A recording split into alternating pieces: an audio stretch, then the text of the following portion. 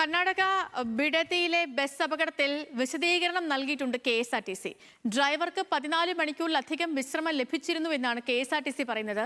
അപകട കാരണം സംബന്ധിച്ച് വിജിലൻസ് പരിശോധന നടത്തും. മരിച്ച ബസ് ഡ്രൈവർ മിഥിലേഷിന്റെ മൃതദേഹം കോഴിക്കോട് എത്തിച്ചു.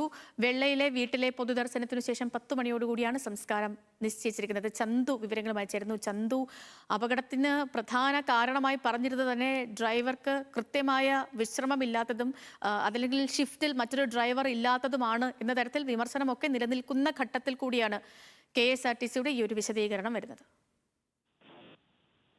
സേതുലക്ഷ്മി, അങ്ങനെയാണ്. പ്രധാനമായും കഴിഞ്ഞ ദിവസം ഇത്തരത്തിലൊരു ആരോപണം ഉയർന്നിരുന്നു. അതായത് ഈ ഡ്രൈവർ കം കണ്ടക്ടർ ഡ്യൂട്ടിയിലുള്ളവർക്ക് കൃത്യമായ വിശ്രമം ലഭിക്കുന്നില്ല. അവർ ദീർഘദൂര സർവീസുകൾ കഴിഞ്ഞെത്തുകയും വിശ്രമമില്ലാതെ തന്നെ അടുത്ത സർവീസിലേക്ക് പ്രവേശിക്കുകയും ചെയ്യുന്നു. അത് അപകടങ്ങൾ വർദ്ധിക്കുന്നു എന്ന തരത്തിലുള്ള ആക്ഷേപം, പരാതികളൊക്കെ ഉയർന്നിരുന്നു. ആ സാഹചര്യത്തിലാണ് KSRTCയുടെ ഭാഗത്തു നിന്ന് ഇത്തരത്തിലൊരു വിശദീകരണം വരുന്നത്. ഈ അപകടത്തിൽ, അതായത്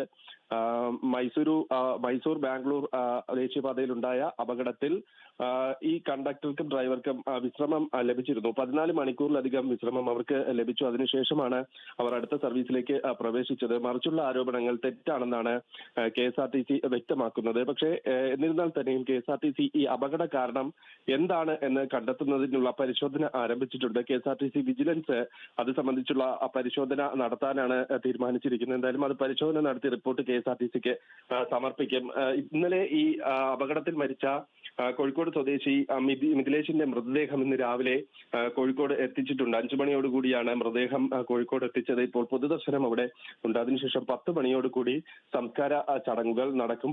ഈ അപകടത്തിൽ പരിക്കേറ്റ് 25ഓളം പേർക്ക് പരിക്ക് പറ്റിയിട്ടുണ്ട്. അവർ അവിടെ വിവിധ ആശുപത്രിയിലായി ചികിത്സയിൽ കഴിയുന്നുണ്ട്. അവരുടെ ചികിത്സ ഉറപ്പാക്കുന്നതിനുള്ള നടപടികളും KSRTCയുടെ ഭാഗത്തു നിന്നും പുരോഗമിക്കുന്നുണ്ട്. ഓക്കെ ചന്തു, ശരി.